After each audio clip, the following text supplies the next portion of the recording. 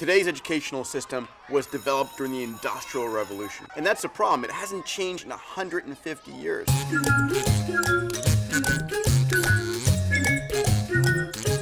In the US, schools are falling apart. In Africa, they don't even exist. We are short millions of teachers. The problems of education seem incurable. But with a shift of perspective, we can turn learning scarcity into learning abundance.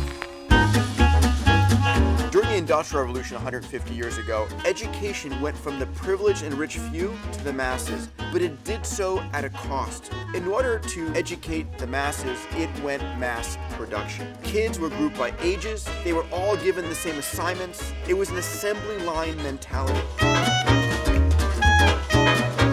Old rote systems of learning don't work. So how do we teach kids to learn in the developing world?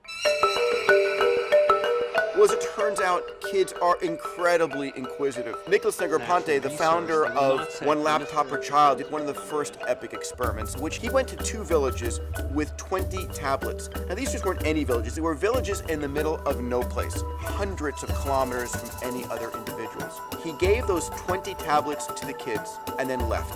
In the course of the first few hours, the first child learned how to turn a tablet on and showed that to the other kids.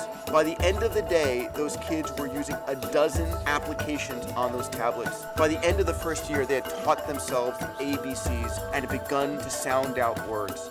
A, B, C, D, E, F, G, H, I, J. Imagine kids around the world, 100 million of them, with a tablet or a smartphone that don't need a school, don't need a teacher, who are engaged because it's gamified, it's fun, and they can learn how to read and learn to learn for themselves. Technology is paving a new direction, not one in which you memorize answers, it's one in which you ask the right questions. Today, what's valued far more is creativity, collaboration, and critical thinking.